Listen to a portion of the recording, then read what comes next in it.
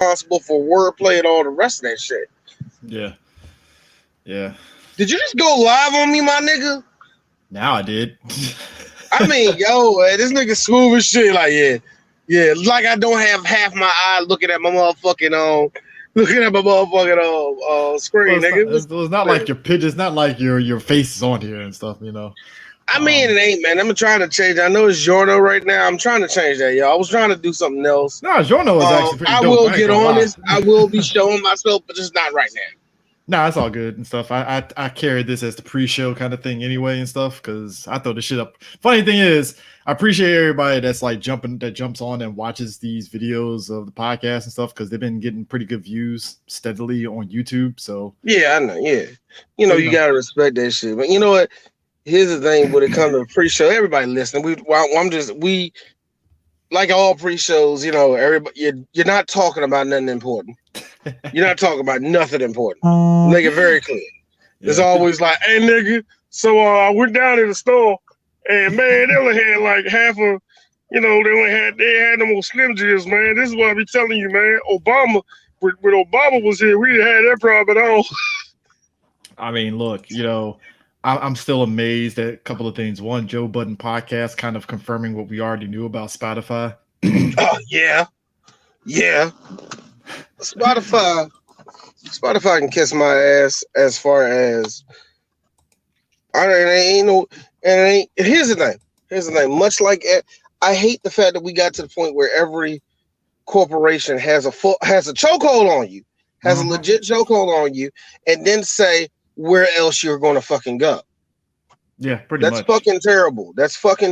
And podcasting has survived way longer than motherfucking Spotify's been around. Yep. And the way they treat their podcasters is terrible. Unless you have money. But that's how all of them are.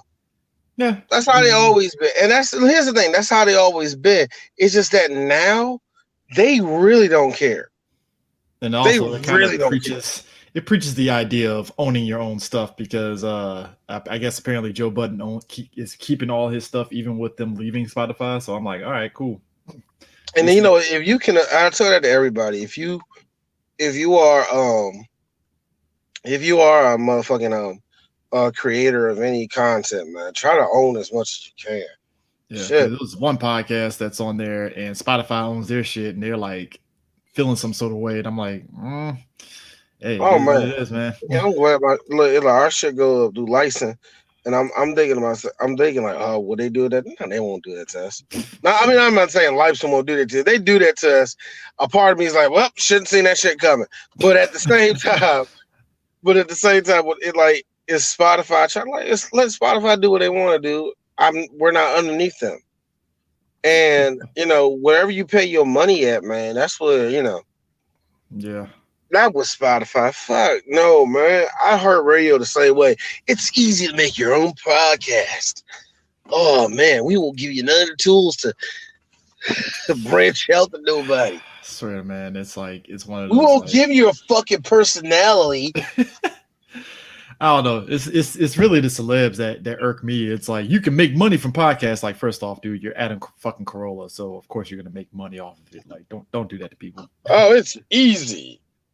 Oh man, this is we can just sit and talk and just be like, y'all the main motherfuckers that didn't want to be a part of it when it first came out. And you want to. Kevin Smith's a nerd. Hey, you know what? Low key, he did something that I didn't think he was going to do. He actually started monetizing his older episodes of his podcast, which I was like, oh, that's smart. And I forgot, he owns all his shit. He never really has been under he never really has been under any company. It's been all him. I was like, oh, that's right. You know what? I don't mind that at all. I always been against monetizing podcasts, but let's just think of it in this regard. You're Kevin Smith and you have over 1,000 episodes. Over 1,000 episodes. And you have the popularity that he has. Of course. I mean, cash it on some type of monthly thing or something like that. No, that's what he's doing. It's monthly and stuff. It's like $5. You can access the archives, and I'm like, that's a fucking deal. And I'm pretty sure a bunch of people probably paid the $5 too. It was like, oh, okay. I don't think nobody who's a super fan of his shit will say no to that. I don't see that as a problem. That's not a bad thing. If you had that, do that. But there's some motherfucker some of this shit is just stupid, man. And it's so funny. Kevin Smith was the main one telling everybody to get on board, or it was like, what was around the time where he said if you didn't start it was like 2015. He said if you didn't start it like 2010, you're kind of fucked. Basically, it's like I forgot what he said. It was something in that regard. It's like, oh, I mean, you can start, but just saying. Oh man, yeah, man. You started like 6 years ago. You're all right. You're on cruise control right now. You're figuring shit out. I tell everybody, you gotta figure shit out. You don't know you roll until you get to your 5th year anyway. That's all. I was worried as fuck with that. I'm like, we ain't gonna make it to 5 years. I said 5 years later. We ain't making it in 5 years, nigga. Ironically, 5 years later, we're at San Diego, so it's like, oh, well, we're good. I mean, who knew? Who fucking knew, man? Which, funny enough, it was funny because I remember talking to Jay a while back. Jay was like, yeah, we were, they were doing Comic-Cons too, and then he just realized it's too much for him, and he was like, yeah, I'm not doing Comic-Cons. I was like, hey, fair enough. I mean, that motherfucker's like a lot of people do have that idea of it's easy. I can get in that shit. Ooh, I can get in that shit. I'm gonna talk about my favorite movies. Let me tell you something. Even when we got in, have the idea. You have to do this. Have it in the back of your mind that another motherfucker already did it. And here's the worst part. They might be better, funnier, more intelligent than you. If you can deal with that stress and still put out your shitty podcast, let's just be real, Derek. It's your first podcast. It's going to be shit. If you can still push out that shitty podcast, a fucking Terminator 2, nigga. I still Guys, no limit for you, my brother. Keep it going. Yeah, you all-star, nigga. Keep it going. Because I mean that. I tell it to everybody. Your first 18 podcasts are going to sound like shit. Once you find your groove, then it's like, all right, you're good. Oh man, I want to hear. Hey, all right. You know what? Hold on. You know what, Tisha, you right. You had 4 really good episodes. It's been nice and all that, but you do makeup and you do it monthly. Bitch, talk to me when you give me 2 full years of this. 2 full years of that. Yeah. It is. Yeah. When you do, I know people that do monthly podcasts. That's tough. To me, that's tougher. When you only put out 1 a month, that's fucking tough. You have a standard at that point to me. Yep. You gotta set a big standard on break, man. I know I jumped in a little late. D, what sparked this? Oh no, we're just talking. Yeah, we're just talking. Oh, okay. No, because I know you see it, don't you? No. Because when you said like, yo, if you've been doing it for like the last 6 years, I mean, you all right. But if you just jumping out there, here's a life preserver. Best of luck. Oh no, I hate saying that. I said that. I remember I said that shit to Fox. I like, dog, how long you been doing this? About 2 years. Brother, keep going. Yep. Keep going. You got a little bit of audience too. I noticed that. Keep going, because if you make it to year 5, you'll be fine. See, this isn't like the pre-Google purchasing days of YouTube, where if you were like consistently putting out videos, like let's say you announce it in every single video that you drop a video every week, like Friday every week you drop a video. That one day you decide not to drop that video, all of a sudden everybody thinks you done disappeared off the face of the earth, right? I tell you even worse. But hold on, because I'm going somewhere with this. But what ends up happening is this: even when you make an announcement in said video that you're going to be taking some time off for personal reasons, for this reason, emergencies, whatever the case may be, a lot of those times you're going to have people that are loyal enough to you that they'll stick around and be like, "Hey, we'll be here when you come back." And then you're gonna get that one dirtbag that's gonna be like, "Well, I'm unsubscribing." Yep. Because they really believe that you're never coming back. But and I feel bad because you put out a video stating that you're not coming, that you are coming back. You just got some stuff to take care of. I have seen countless YouTubers that dropped videos And that would be like the last video they ever did. The last thing they ever you know did. what? You know, years ago. And then hold on. Then what makes it worse is they know for a fact that their email address is tied to those videos, so they know that their inbox is getting flooded with comments saying, "Yo, what happened to you? Hey, it's been a couple of weeks. Hey, it's been a couple of months. Hey, it's been 6 months. Hey, it's been a year. Hey, it's been 2 years. You know what? It has officially been 5 years since you uploaded this video. Where did you go? What happened? We miss you." And then of course you're gonna get the classics: unsubbed, unsubscribed. You ain't coming back. You're pretty much gone. Like, those people will just bounce and not say anything, or they'll appear on a random podcast, and then that'll be the last you ever hear of them. I mean, if you're you're going for a week and stuff, and you're going to unsubscribe, I gotta look at your goofy ass and be like, "What the fuck are you thinking?" Like, seriously. I tell you what, if Three Black Geeks solid, I mean, here's the thing I noticed about us: we could probably survive a month of doing absolutely nothing. Yeah. Of absolutely nothing, we can survive 1 month. Yep. I am not lying, and I know there are some people in our fan base that super love us, and I know some motherfuckers that don't give a shit about us. But I know for one thing, this will happen: a whole month will go by, we put nothing out. I guarantee you, 4 days into the next month. So did y'all niggas like die? Y'all fight? Basically. I mean, no announcements. I mean, I've seen some people that just disappear and then pop back up saying life shit happened, which I understand, you know, and you're like, okay, it's cool. tough to come back. It's tough to come back. Well, I've seen it for some people. I've seen it from a lot of people. They've been going for like 2 years and they come back, and it's rough. And then they finally get back into that groove, but it's like that first 2 months they come back is rough because they're trying. You know a good example of that, CJ? Our boy David Spates, aka King of Cot Blocking. Man, dude, when he left, it was like a void because all of his homeboys that worked with him, they put out stuff. Barely anybody paid attention to it. Then this dude of course he went away to be a family man, right? Yeah. He decides to come back. He comes back. Dude used to get like over 10, 15, 20,000 views day one on a video. When he came back, dude barely got 2,000 video. He barely gets 2,000 views per video. Yep. I mean, everything just changed up and stuff considering how people the world moved on it. The world moved on him. Yeah, he was OG YouTube where it was like millions upon millions views, and it's like, that's where it happened. Just more things happened.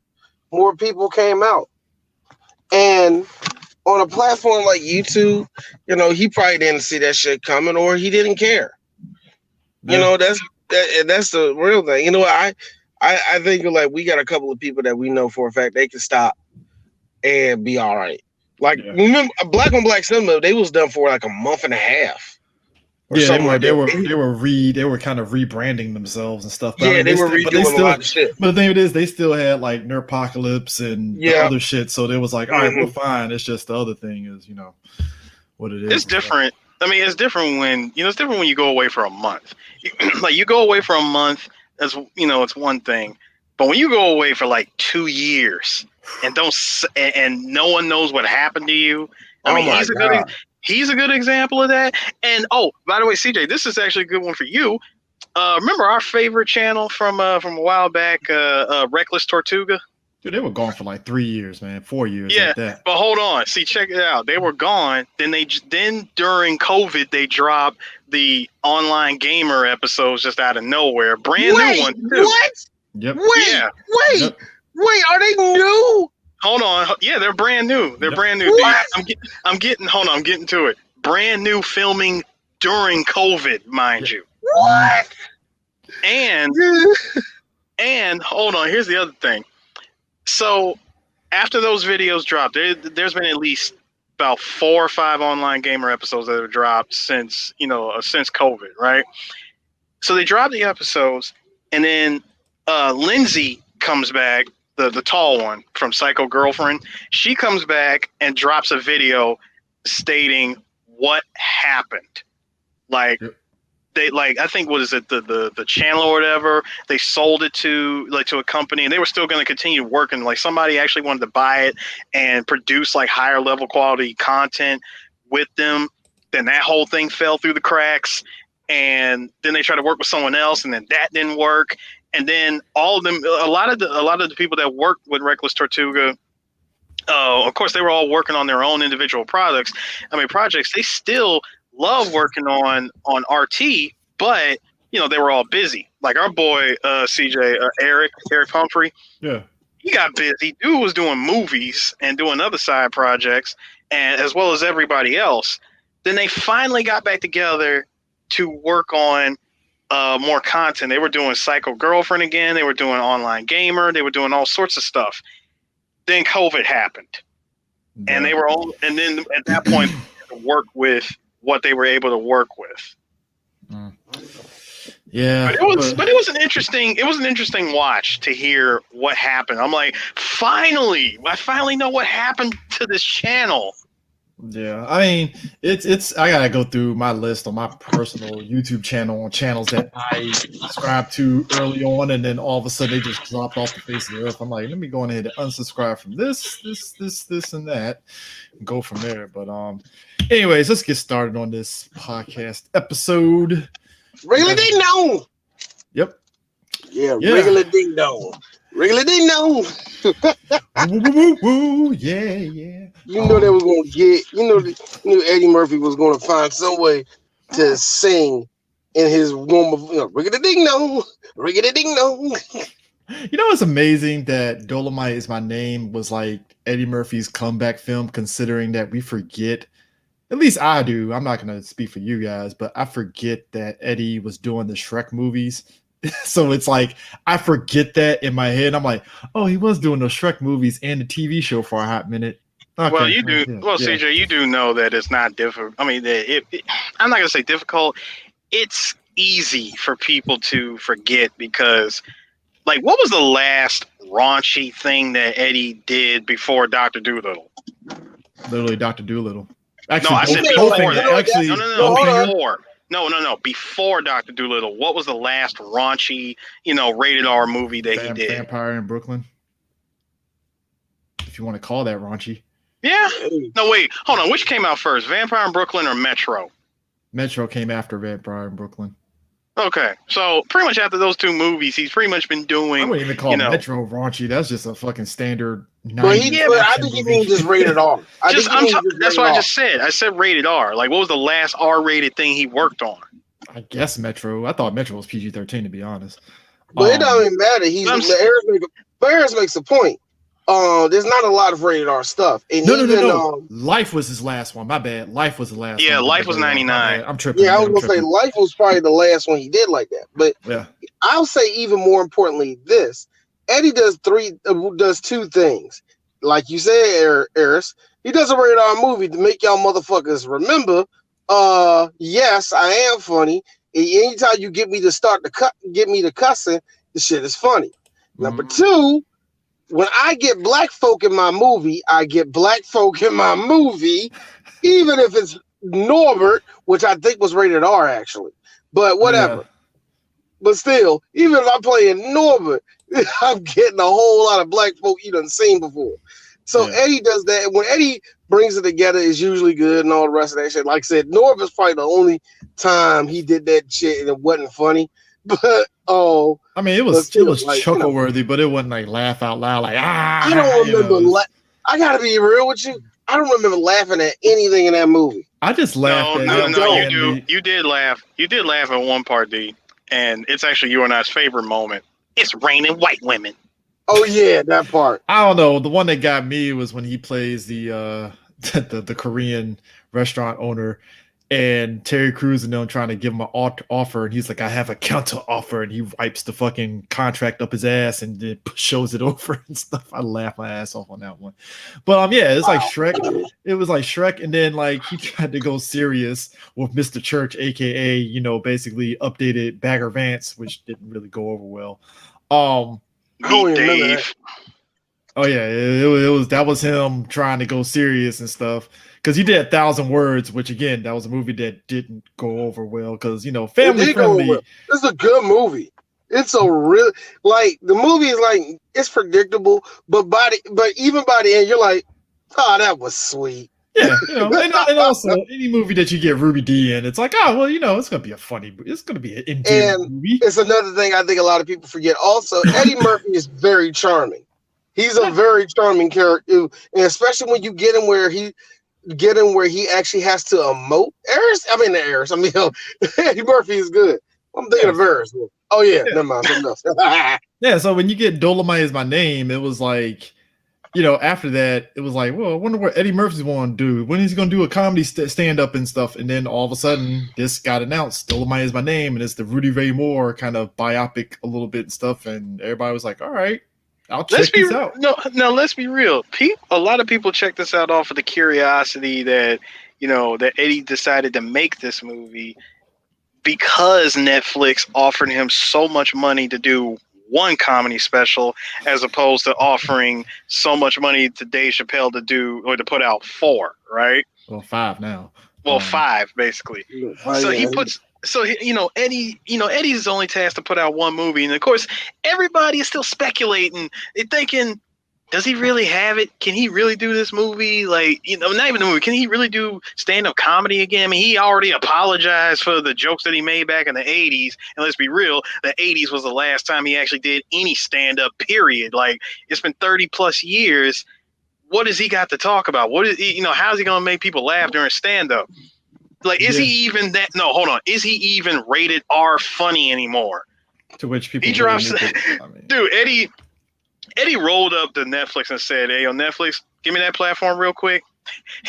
Unzip, plop. Here it is. He didn't really have to do that because as soon as Eddie Murphy said he wanted to do a comedy special, they threw money at him. He didn't even really have to unzip and drop anything. No, Chris. This is in regards to the people speculating that he ain't got it anymore. See, I don't even see. The thing of it is, I think him doing the SNL thing, it kind of the SNL thing. That was just a start. That was a start. Dolemite was my name. Dolemite was my name. Was hey, here it is. Yeah, but I mean, even then, I think with. But you know what? I'm sorry, Chris, but Eris has a point. Only in one regard, I do agree with you, Eris, because for whatever reason, Hollywood journalists and everybody else love to question Eddie Murphy every 5 years. They do all the time. Every 5 years, they do that. Well, they question Martin Lawrence too before he did that newest Bad Boys. Should we still be paying this nigga any attention? That type of shit. You know what I mean? Yeah. And he he answers every time. I remember the last time he did, and I remember the last time he did.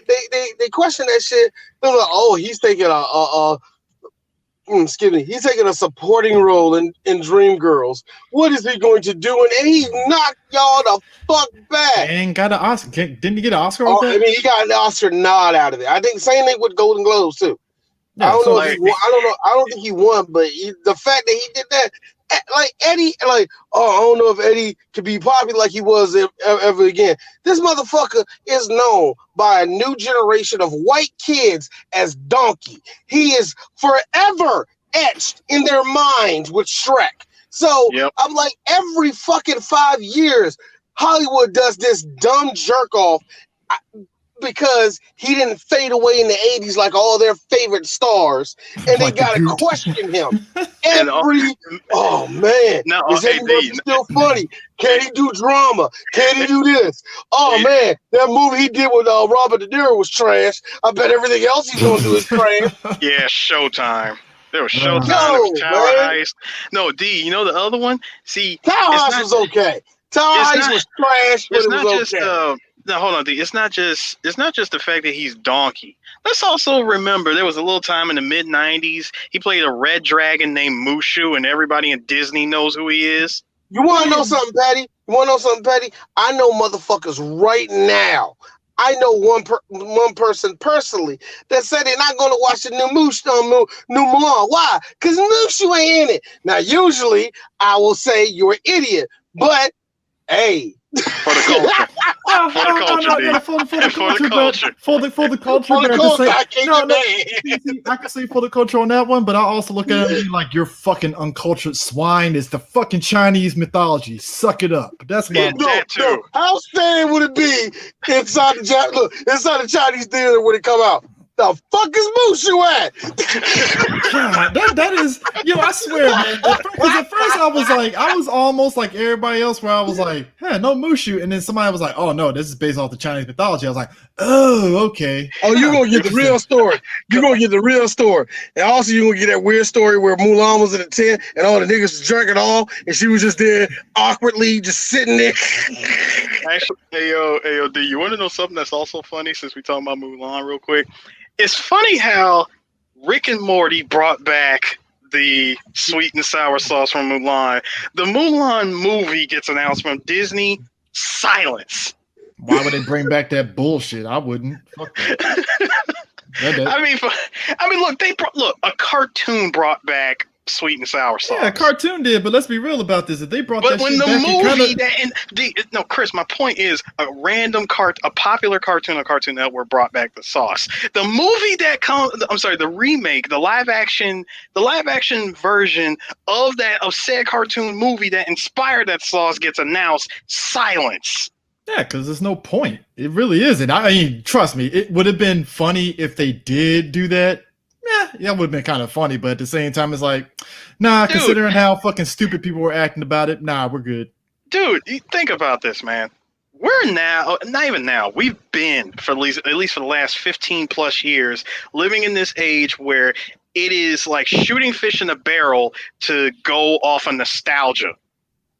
Yeah, but I mean, I appreciate Disney for not going on a nostalgia and just said, fuck it, this movie needs to stand on its own, so, I give them that. But anyways. Yeah. But anyway, so I don't know why you brought up Disney to Chris Harris. I don't know why. Look, all I'm saying is I sit over here like you wasted your time, nigga. I mean, you walking up a Rocky Mountain. Up a Rocky Mountain in high heels, nigga. I'll say this: if it was Disney of the 90s that put out this version of Mulan, their opportunistic asses would have fucking put out the goddamn Szechuan sauce. Best actually, know what? I do you one even better. There would be a Mushu, but they'll make them like, I don't know, like a bear or some bullshit. No. They'll make them like the dragon, like they did fucking James Bond in that fucking piece of shit dragon movie. What? Wait, what? Oh, you don't remember? They got Sean Connery to voice the dragon in this movie and shit, Dragonheart or whatever. Dragonheart. Oh yeah. No. I know that. No, I know that movie. I know that movie that you're talking about, Chris, because I always remember the line that always shows up on the preview channel. I am the last one. Yeah. And they would have had Eddie Murphy voicing like the Mushu dragon and shit, and it's like that would be the most weirdest shit ever. It would be like all of a sudden you see this big old, dragon breathing. All of a sudden, it'll be just like the genie where it'll be like da-da-da-da-da-da. Oh damn! You belong, girl. You bigger than I know you was. Wow, I'm Mushu. Girl, get down here. Get your fine ass down here. I'm 14. Get your young ass down here. I tell you what. It's ancient Chinese times. Ain't nobody gonna say nothing. No, you gotta do it like Eddie Murphy. Shit, girl, you act like somebody gonna come over here and heal us. Let me tell you something. This movie, I'ma slap you with my tail. Oh man, we now, am I magical? Because I know I can turn into different things, but so what's the limit on the power? Wait, now I'm making him sound like Steve Harvey. But hey, Mulan, girl, get your ass out here.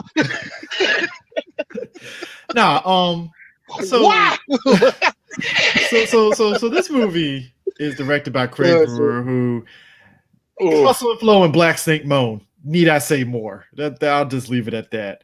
I look. Here's what I'll say. This is actually your good work, nigga. Oh my god, this is actually good. Listen. Is good. When you were doing the Black Snake Moan, I should slap you because you was too much art. Well, what you were doing, the Hustle and Flow, The movie was trash. It was just like one scene for me. I'm sorry, dog. That wasn't your fault. And yet he made the most tamest remake of Footloose ever. I watched that movie and I was like, this is the most tamest fucking remake ever. He did remake Footloose and it was No, it's not even bad. Was that the Havana Nights thing or some bullshit like that? This was the Footloose remake where it was in Middle America, and the guy that's supposed to be playing the fucking Kevin Bacon role, he was all right. He was very CW-ish. It was a very CW-ish Footloose remake. That's what it was. And you kind of came away from it like, what's so fucked up about that? Translation D. Yeah, it's just like it wasn't what's bad. So funny, Chris? When you say it's like the CW version of Footloose, here's me. So you mean Footloose? No, for real. Like I know we love to say CW just as a way to timestamp it of what type of breed of white kids you see on there. I get that. Breed. It is that breed. CW is a breed of its own.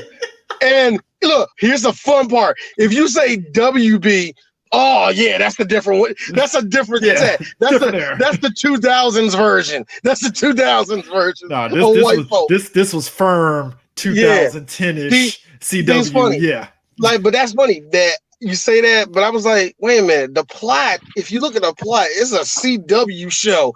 Hey, you're not allowed to come around my daughter because of those dance moves. I gotta dance because no one understands what I am.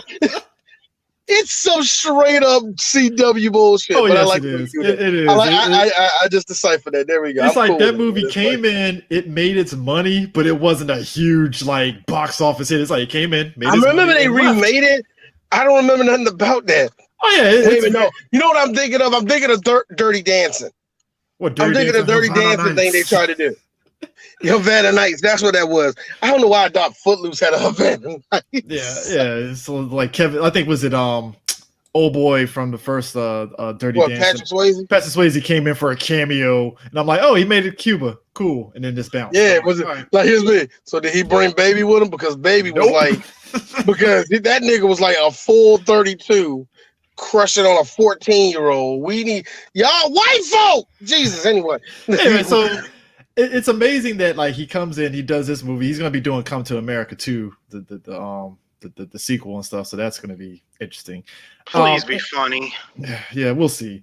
Please be funny. You have Mount Everest to scale in comparison. So when we talk about Dolemite is my name, as we're talking about this movie, we're going to kind of intersplice talking about the movie Dolemite, because that's a movie I don't think we're going to do by itself. And it's kind of fitting that we're doing this movie, and we might as well talk about Dolemite itself because it just works in a way, talking about both at the same time. Sure, why not? I mean, let's be real. Looking at this movie before we did this podcast, D pointed out something that was very true. The three of us were pretty much in this movie. I'm mad that she just said that, and I was like, "Son of a bitch, she's right." Since D's muted, I'm gonna go ahead and let you. I'm gonna let you run that down, CJ. So if you're talking to us three, D would be Rudy Ray Moore. I would be Jerry Jones, not the cowboy Jerry Jones, but the Jerry Jones that wrote Dolemite. Because of obvious reasons. Yeah, for obvious reasons. But Sue would be D'Urville Martin. D'Urville Martin is probably one of the bigger actors on Dolemite, if you think about it. And the way Wesley Snipes plays him, it's great. He was like going into Dolemite like the big actor, because you talk about he was in Guess Who's Coming to Dinner, he was in Rosemary's Baby. He was in Hammer. He was in Black Caesar. Dude got a resume. Boss nigga. Like Hell Up in Harlem. Like, this dude had a resume going into Dolemite. And like, if you didn't know that, you're thinking that, oh, he's an asshole. But then when you watch it and you know his like resume, you're like, oh, I see why he was feeling some sort of way. I get it. No. Fuck no. Imagine the second banana in every movie flexing on you. See, I was trying to give him some, just no. This would come from a nigga that knows his history when it comes to Duval Martin. Fuck him, first off. Durville, Second of all, this nigga, Durrell. Fuck him. I don't give a shit. The nigga died before I was born. Look, real talk. This motherfucker, he... Okay. I do get the... What type of ghetto shit is this? Exactly. I get that. Let me make that very clear. Even though I could do some ranky dink hood shit, you're gonna have to give me 3.5 seconds to see all that ghetto. And for me, like, give me 1 second. Hey, Eris, come over here. The fuck is this? The fuck is this? Hey, D, you from the hood? Yeah, nigga, I'm from the hood. I don't want to go back to that bitch. The fuck you mean, man? All right, y'all, we gonna make this work, y'all. See, I can do that shit. Niggas like this, but niggas like him is like, no. I am too good for this, baby. Oh, how did y'all like the coke fingernail? Man. How did you like his coke fingernail too? My favorite part was he couldn't even watch Dolemite do the fight scene with the FBI agents in the car. He couldn't even see it. My man had to make his own screwdriver. He's turning back to the DP going, what planet is this cat on? I got to be real with you, Eris. I don't know when that is going to happen. I don't know what the future holds for the 3-Bite Geeks. One day, doing a favor for somebody, I'm going to be, I don't know, my son is going to be holding the camera, and you're going to turn to Donovan. Hey, Donovan, your nephew, look at me real quick. The fuck is going on over here? Nah, nigga, talk to your uncle. Nah, talk to your uncle. Yeah, here's a cigarette too, nigga. I mean, no, and hold on. And my other favorite part from that scene was, all right, look, listen, come here. Is there any way that you can get this at an angle to where it looks like he's actually fighting these dudes? There is no such angle. That had to be. Hold on. Here's winded Eddie Murphy. How was that? I don't see why we can't do it again. Oh my god! I like the fact that Rudy Ray Moore decided to go out in 80-degree LA weather, wearing that shit on his head, then saying, "Motherfucker, I can fight." Shit, look, come on, man. All the kung fu people do it. I can do the same thing too. God. Oh, let me tell you something. Look, Nene Leaks said it the best way. Child the ghetto. Hey, let me tell you something. We gotta talk about something real quick. Snoop Dogg. I swear, like Starsky and Hutch, he fit that like the era that they were going for in. But this fucking movie, he really fit the fucking era. Dear man. Okay, let me ask y'all this. Look, Snoop is aging gracefully, isn't he? When do you guys think he's not only does Snoop manage to age gracefully, Snoop is also that dude where I feel like, yeah, he was born in the 70s and all that, but I feel like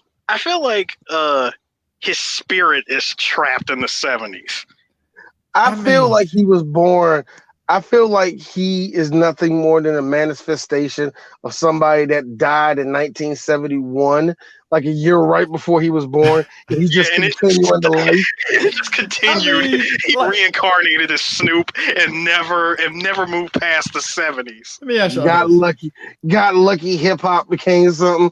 Let me ask you this. This is a serious question. Because we've seen Coolio trying his best to keep them fucking braids on there, and I'm like, dog, just go Michael Jordan bald. Stop it. Do you think Snoop is how long do you think them braids gonna last? Because I'm noticing his hairline is starting to recede back a little bit. That is a good question. I can answer that.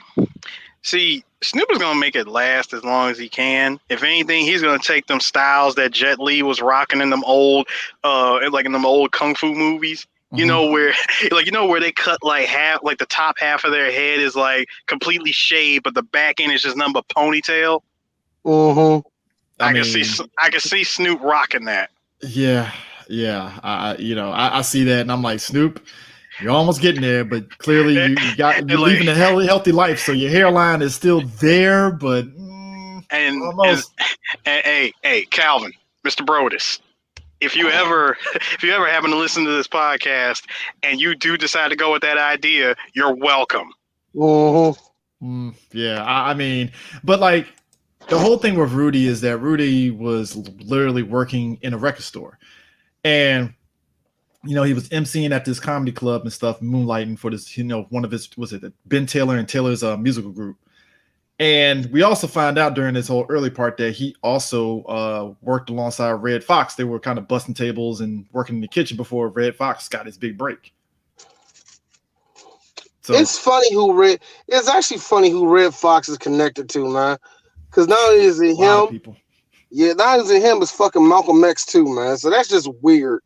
I mean, you said it best. I mean, it was like, I think you mentioned that you'd be surprised how many celebs are connected to like Malcolm X and Martin Luther King. Well, just in general, yeah. Because I don't know, man. It's like everybody circled each other for some reason, man. I don't understand. We know Muhammad Ali circled both of them, so it's kind of like a 6 degrees of like, who knew Muhammad Ali, and then boom, now you know Malcolm X and Martin Luther King and all them people and stuff. Yeah. The same thing with Harry Belafonte. I'm like, yo, Harry, how many people do you know? I really would love to know. Well, I can tell you this much: if they dark-skinned black women, I don't remember none of them. Oh! What?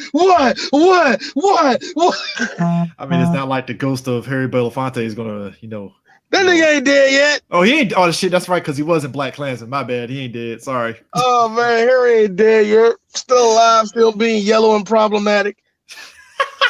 Bro, ain't nothing changed. I hate you so much, D. Hey, look, ain't nothing changed, nigga. Hey, listen, man. I saw him in Black Klansman, and I was like, "Oh, you still looking healthy-ish, Harry? I see you. You can still walk. You still doing it." Did you say you can still walk? You petty. Hey. I mean, I ain't gonna ask Harry Belafonte to do a split or anything. That's just. I would just be funny. Shit, that's the problem. Split. I would be like, you know what? You got it. You got it, dog. You got it. You don't ask the right questions, Chris. I keep telling you this. Wait, speaking of doing splits, did you you saw that scene in the movie when Rudy wanted to push that album and Snoop was just looking at him like, bruh, I only play the hits. Shit's old. I'm sorry, I can't do it. What are we doing? And then he's like, look, man, this thing was going to be a hit. It was going to be a hit. They were going to promote it and everything. But then James Brown came in. James Brown came in doing the splits. Shaking his hands all over the place. It sucked all the air and attention out of everything. I'm laughing so hard at that. Come on, man. Come on. I'm like, wait. Ding dong. I'm like, wait. Like, Rudy, let me get this right. So you're telling me that a record label was looking at you and decided to take a chance on James Brown? Okay. I mean, funny part before anybody starts saying that this movie is trying to fuck up his legacy anyway. No. Me and Chris, early on when we met Ernie Hudson, we asked about Rudy Ray Moore. He's like, yeah, I was an extra on Human Tornado. Here come Rudy. Yeah, I made him a star. I was the first one. Now, first off, let's make it real. We know Rudy just bullshitting, but at the same time, we know how niggas talk. Nigga, if you don't shut the fuck up, that's actually no. It's all the same level of Soulja Boy. Yeah, nigga. Drake, I made Drake, nigga. No, stop. So, like, nigga, it's like we sizing you up like this nigga lying. Like, shut his ass. I do laugh every time Soulja Boy brings up that line. That line that Drake. No, not that line. I'm talking about the actual line that he believes Drake stole from him. Which was like 10 plus years ago. Talking about, tell me what's really going on, what's happening. I enjoyed the fact that people called him out on this bullshit about that. That was so funny, man. Like, fuck that nigga, man. He's taking my shit 10 years earlier. Man, Drake used one of the tracks that like nobody really know that. That was like when I was still like on SoundClick, man. Wow. Man, Drake the real nigga for that, man. I appreciate that, Drake. 10 years later. Fuck that nigga, man. I mean, I made him. Now here's the thing. So look, before you continue on, CJ, I'm sorry. I'm just gonna say I hate hip hop revisionist history. I mean, dude, there's a reason why. Shout out to Dart Adams. I follow him on Twitter and stuff. He is the one person, God bless him, and he even admits to himself that he does not have a life, so he's going to continue doing this. He'll call out people on their fucking hip hop revisionism easily, just because that's what he does. He knows all the history of hip hop and everything. He'll call people out on their bullshit, and I'm like laughing my ass off, like this guy has nothing going on in his life. He's in his yeah. All right, I appreciate that. That's a level of petty I wish I had time for. I know. That is a level of petty you don't want to mess with. You really don't. That is a level of petty smoke you need to steer clear away from. I mean, especially when he has hip hop heads like shoe heads have this thing where it's like they've been waiting all day for someone to tell them some information that they know. They fucking know it's true. They wait until someone's wrong. And then like a motherfucking owl on a motherfucking mouse with a broken leg, it's over before you fucking know it. I mean, them niggas. I mean, what I appreciate. I'm sorry. Can you tell me what LL Cool J's first hit was? No, it actually wasn't Rock the Bells. See, back in 1982, LL was really working at Jack in the Box, and he was doing this. Like, Jesus Christ, I didn't know that. God damn, like, yo, chill. See, that's why you don't know your history, Chris. And I appreciate you staying out of our conversation. Here's you. I was just agreeing. I thought that was good. It's like I didn't know. It's Twitter. I'm sorry. Oh my! But what's interesting is that him working moonlighting at his nightclub and stuff, and he's trying to tell these jokes and stuff, and they're the most driest fucking jokes ever. But up shank jokes, what I call rim shot jokes. Yeah. One of the homeless people, Rico, that's been constantly, if you work in any store, you're always going to get that one homeless person that makes the place that he's loitering in front of his home. And Rico is one of those people that makes his home in front of the record store all the time. So Rudy gets the bright idea to kind of, record some stuff that Rico says and stuff. And, in the alley. Good old wino poetry. Yeah, which, funny enough, Rudy Ray Moore in real life did do this. And one of the poets that he did was called Big Brown. It's funny. It's really funny where people get their fucking inspiration from. And even though the movie kind of plays it up with that one guy with the fucked up mouth says, this used to be the epicenter of African American culture. Here's the sick part about that. That's actually true. That's how black people used to tell stories to each other and all that. We used to tell in a rhyme and all the rest of that shit. And that's a lot of jive came from that, and a lot of what we see today, the building bricks of hip hop actually came out of that shit. Yep. And where it's just shit talking. That's all it really is. Yeah. It was like, motherfucker, I got more bitches than there's grass on the ground. I take that bitch home and show her what some lying, some shit like that. It's lying. It's lying. And guess what hip hop is? Lying. Straight up lying. I mean, you want to know something? Now you want to know something? You either did that or you did what a very, very young Rick James did with winos. Play tag with him. Oh yeah. Winos. No, and I'm not even saying that to be funny. I'm really not saying that to be funny. I know you're being serious. I know it happened. That's why I'm like, listen to Ghetto Life. You're welcome. Playing tag with winos. And the fact that he had to sing it. Oh, wait. The only way to have some fun, right? Yeah. I mean, it's and the thing Here's is, me. I'm sorry. I'm a adult that get on my kids about the internet, but I gotta be real. When I hear shit like that, here's me. By God, y'all needed a motherfucking broadband connection. I mean, like, bro. Y'all bored ass nigga. See, this is how children get molested. Y'all need to stop. But here's what kills me. Here's what had me rolling, right? Because he gets, he's like, hey, I got wine. We're gonna be drinking. We're gonna get all this stuff. So he records all this, and he's going through all the routines and stuff. And that's when he goes to the comedy club. The owner is looking at Rudy like, hey, don't be playing that bullshit in here, all right? Just stick to your fucking routine and get your pen on there. And Rudy, he's like, what the fuck are you doing? You come in here dressed like a pimp for, man. Got a wig on. Got his wig on too. On top of that, and this is what I call Eddie Murphy whispering acting. I got a new thing, man. It's gonna work, baby. Come on, man. Come on, baby. Eddie Murphy does that in every movie. Come on, now you're gonna have to stay with me. Shit like that. I mean, he did it so much in life, which made it even more fucking hilarious. Oh my god! He told him stick to, like you said, Stone stick to his routine. This motherfucker get up on stage, and I got to be real with you. There are times in life where people do it and they know whatever happens after this, I'm going to be the shit. And I know the second day he got on stage, way down in the jungle deep, and everybody looked at him. I guarantee in the back of Rudy's head, he was like, these motherfuckers are hooked. They don't even know it yet. And he goes into the whole signified monkey routine, which, funny enough. And I loved it. Geez. Man, knock off that Buddy Hackett shit, man. Come on, put your weight on it. Come on, man. Put your weight on it. Come on, man. Put your ankle in it, man. Real talk. I need a counter for every time he said, put your weight on it. Yo, that is Rudy Ray. That is my favorite Rudy Ray Moore line of all time. Put your weight on it, because it's the put your weight on it. Come on, nigga. If you gonna do it, man. Come on. Bro, remember when he said that several times in Disco Godfathers? Oh my God.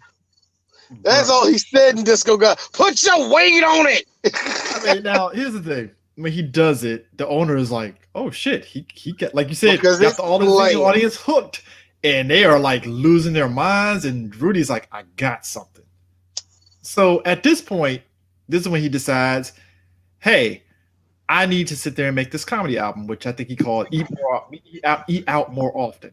Now, yeah, I like how he goes to his aunt for that shit. Yeah. And I mean, he gets Jimmy Lynch to help him record it, and Ben Teller to record it. Now, here's the funny thing. Did y'all have like relatives that had these comedy records? Because I had an uncle that actually had like Rudy Ray Moore comedy albums. I probably did. I was told so. I don't know. Okay, my parents didn't have it, but like I had uncles that had it and stuff, and it was just kind of funny because it's like as a kid you see them covers, and them covers were risque as a motherfucker right there. The one thing my dad did tell me though, he said, at least with him, he told me that they did that with Red Fox albums all the time. Really? He said, man, the adults be like, all right, got that new Red Fox, get out the room. Because Red Fox would come up there and say something very, very classy. Like, yeah, like you said something like, yeah, we're going to enjoy ourselves this evening. Yeah. So I was fucking this one. Hey, you said get out the room and shit. Yo, real talk. That is I feel we're real children of a time period where we watch if we were fortunate enough to watch rated R movies and stuff, our parents tell us to leave the room when a sex scene came in. I don't know if you had hold on. It would either be that. Or God, it would either be that or if not a movie, Def Comedy Jam. See, that's weird with Def Comedy Jam because my parents were very weird about like the stuff. It was very spotty and hit and miss. It's like, so you don't want me to see boobs, but you don't give a shit of seeing somebody get killed. Like, what's going on here? I don't get it. Right. I get what you mean. They don't care. They don't care so much if you watch Def Comedy Jam because it's mostly jokes. And hold on, and they're going off of the fact that maybe, just maybe, 90% of those jokes are gonna fly right over our heads, and we just laughing because the audience is laughing. Oh, and checking. My parents try to play me. We down in North Carolina in the hotel room and stuff. They're watching the Players Club. My mom's like, "You can look away, Chris." I'm like, first off, like high school. What are we doing? Like, I'm just looking at her like I didn't say that. But I'm just looking at her like, Mom. I seen a titty before. Come on now. What You done are you lost. doing this? Come on. You Come lost. on. You lost this battle, mama. I know what a titty look like. You've been lost this since like 1990. What are we Lost doing? this, nigga. Oh Lord, my baby's gonna see the breast assist. Like I can understand. Like the funny thing is, I can understand my brother. My brother's young as hell. You don't need to be seeing that. But it's like, come on, mom. Like I'm 14. What are we doing here? I'm gonna be like, look. I'm sorry, but Cool World beat you to a lot of this. Not even Cool World. I think it was a Steven Seagal movie that I saw, and I'm like, oh, okay, all right, cool. No, for me it was Cool World. I'm like, Cool World beat you guys. I don't know what to tell you. I wasn't expecting it. It just happened. You know what? It's kind of funny. I was kicked out for one comedy special, and that was Robin Harris. Really? And the reason why I remember that is because I remember that being the only one that came on HBO. Wow. And that was the famous one, brother Broham. Tell me who them kids? Them baby's kids. Where the fuck is baby? That's what I want to know. Dude, but you know what's funny? You know, we did the Baby's Kids podcast. Shout out to D for putting that out. I still laugh because as a kid watching Baby's Kids and they're quoting Dolemite and Rudy Ray Moore, I still laugh because they nailed how a lot of old heads felt about Rudy Ray Moore. And it's that shit still has me rolling to this day, that whole scene in Baby's Kids. It's just funny.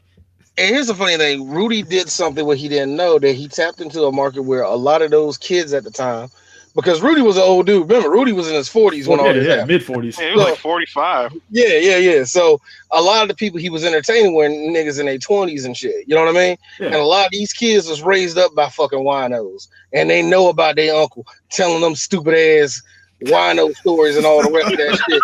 Especially and then here comes the embodiment of all them stories. Dolemite. Man. That's really so. You know, hey, he nailed it, nigga. I mean, just the fact that like you think we think now in terms of how we talk about indie musicians, they're able to sell their records without the record labels and stuff. Rudy Ray Moore was doing this shit with his comedy albums. He didn't have no record label. You got to realize a lot of people had to. I think Red Fox in a way had to do the same way because he was fucking raunchy as shit. So. Granted, the movie does make it easy. Like you can press records that easily. Like, okay. Hell yeah, they made that a little bit too easy. Granted, he worked at a record store. He probably had a hookup, but still, probably. They made that look way too easy. They definitely made it way too easy because you got to think, getting something pressed on vinyl, even to this day, is expensive. I mean, I appreciate Straight Outta Compton showing, oh, you need a lot of money to get that shit happening. So I appreciate Straight Outta Compton showing like, yo, Eazy-E threw a lot of money to get them records pressed, and that was the 80s. So, but then again, like I said, he worked at a record store. They used to cut records at there, but I didn't know that big of vinyls though. You know what I mean? Yeah. But it's big ass vinyls though. You know, I didn't know they cut them that damn big though. But I appreciated the movie going montage with that. Like he basically went on a Chitlin circuit on the comedy tour. He had to. And he had no problem going on that Chitlin circuit either. Oh, yeah, he was killing it. And we get to one point, he gets to Mississippi. And he comes across this lady Reed, and she's beefing. I'm gonna guess was that her ex-husband or boyfriend or whatever she was arguing with? Ex-husband, I think. Yeah, soon to be. Yeah, soon to be ex-husband and stuff, and they arguing and stuff, and she basically fucks him up and stuff, and Rudy basically takes a liking to her and stuff. And I gotta admit, I love their relationship throughout the movie. Honestly, I loved it. Mm-hmm. You want to talk about a day uno? Man, that right there. That is ride or die. Day one. There are some people that always come in your life where like, I'm gonna know this motherfucker for the rest of my life. So here we go. Yeah. So in him doing this, Sue's boy, Bob Odenkirk. Yes. He's part of the record label. They get attention. Bob don't come out until way later because he's with the Mitch and Pictures. Okay, my bad. I'm getting them mixed up. My bad. I'm trying to think. What was it? Was it T.I.? This is when he's still trying to get it. Like when he talks to the record label, remember, he was selling out his trunk and they saw what he did. They was like, who the fuck is this dude? And they was like, we gotta get this. I'm like, hey, we want to put you on the cover. Like, all right, like we're gonna put you like, yeah. So we want the cover to look good. All the rest of it. All right, I gotta like me and my girl got one day. Got the thing. Come on here, girl. Here come this girl, big ass titties. I mean, Lord, those were primo 1970s sweater puppets. Listen. That was like, nowadays that's not a rarity, but back then that was a rarity. Oh my God, yes, that luscious. Here's the funny thing: real cover, they're that big. Yeah. Them titties were that damn big. Let me tell you something. Here's the thing. Hold on, D. Make it even better. That is pure black excellence because you have all of that wrapped up with the biggest of afros. Listen. Let me tell you something. Hold up. But you know what wraps this all together, Eris? What really makes me come? Seeing that sexy pot-bellied Negro looking. Listen, the thing about Rudy that was great is that like he really pushed the I'm the everyman, and having him on that front cover with all them women, it was like that inspiration of like, hey, even I can get a hot chick like that. Oh, bruh, somewhere an 8-year-old Jermaine Dupri saw that and said to himself, one day I'm gonna get with Janet Jackson.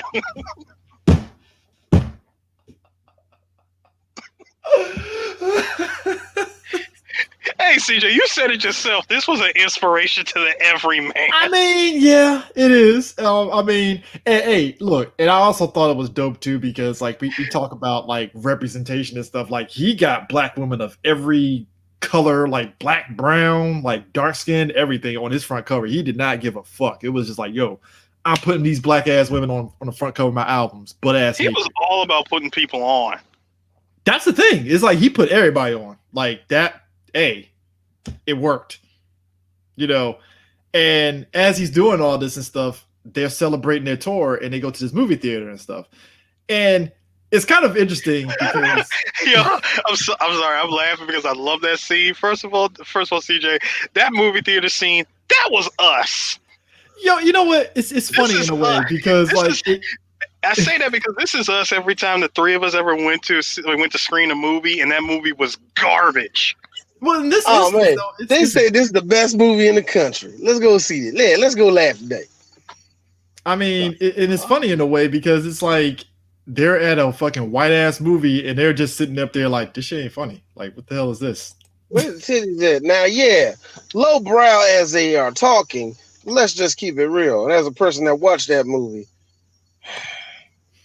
really? With the front page? Really? This was the funniest movie of the year. Like, are you fucking kidding me? White people. White people. No, my favorite was Mike. My favorite was Mike Epps. Ain't no brothers in this or nothing. Yeah. Like what? Like what are they even talking about? White girl turns around and shushes them. Don't shush me, Sandy Duncan. Bitch. Oh, yo, he called her Sandy Duncan. I was done. Now, what's interesting too is because like when they're doing this whole thing with Dolemite and stuff, it's like blaxploitation was kind of already kind of starting to go full tilt, wasn't it? No, it wasn't, because I can't say Dolemite came out in '75. By then, it was already. Now hold on, it came out in '75, but here I'm getting to this point. This is actually when we're introduced to you, CJ. when he goes to visit the a black play, and he wants to meet the man. He went to UCLA, sir. That's what he went to. Thank you. He went to UCLA to see a play, right? He wants to meet the guy that wrote it. This is when we're introduced. He introduced himself to the writer, and he tells him like, "Hey, I want you to write a movie for me." Okay. Like, I got the idea. I just need you to write it. But no, the idea really came to him when he said, "You know something? I'm working super hard, pushing my albums. And I only got this many people to hear me. What I need to do is to get my face in that light." He's pointing to the film projector. So I need to get my face in that light and put it on that 80-foot screen and have it shown all over the country. Everybody gonna know who I am. Yeah, and real talk. One thing I loved about Rudy Ray Moore and what this movie does show is, let's be real, a large chunk of that movie really did establish the beginnings of 3BG. Well, I mean, it is because it's like here you have these group of people, and like you said, Rudy Ray Moore has this because it's really his ambition that kind of drives everything happening. Like he isn't trying to take no for an answer. He isn't trying to deal with anybody telling him no, what he can't do or what he can do. He's like, no, I can do this. We're going to do this. This is going to happen. And I think it's funny that he went to that guy, like he went to Jerry Jones and saw his play. He was like, I think you can write my movie. And Jerry's looking at him like, sure. He said, listen, I listen to your records. You know, they're great, but they're just not my bag. You know what I'm saying? I don't, you know, I write classy stuff, you know, and of course the movies I write, you know, or like the things I write, they all have a message. You know, I need some kind of message. And of course he said, look, we're going to have a message. We're going to have all that in there. You know, we're going to have the pimps, the pushes, the gangsters, the whores and everything. And lots of kung fu. We need kung fu. I like how as he's doing all this and stuff, he rolls over to T.I. playing Walter Crane. And look, T.I. is basically playing T.I. in this movie. I'm going to be real about this. Oh, come on. T.I. plays T.I. in everything, CJ. Stop it. I just laughed. It was like, this is just T.I. with some 1970s outfit and a beard. All right, cool. You know, it's whatever and stuff. But I find it funny, too, because he finds the hotel that Rico mentions at the beginning of the movie. It's an abandoned hotel, you know, basically a lot of junkies and homeless people. Yeah, the Dunbar. Yeah, the Dunbar Hotel. A lot of junkies and people roll up in there and stuff. And he's like, nah, if I clean this up, we can do this and stuff. And it's funny that like Jerry Jones has some of the film people from his play rolling in there to help, and it's a bunch of white kids and stuff. And I like how Rudy's like, all right, cool. We got these kids helping out. All right. And I'm just like, these kids have no idea what they got themselves into. Oh, here's the fun part. The fun part for me and Eris, this is what we're going to hear this one day. I don't know what little thing we're going to happen where we're going to have white people on our shit. I just know it's going to be one of our people, one of our friends. All these white people here, man. That's the shit I'm talking about, man. They weird as shit. You ain't gotta like them, just fucking feed them. You gotta like them, just feed them. I mean, listen. That was me and Dee's conversation at our first panel at MagFest.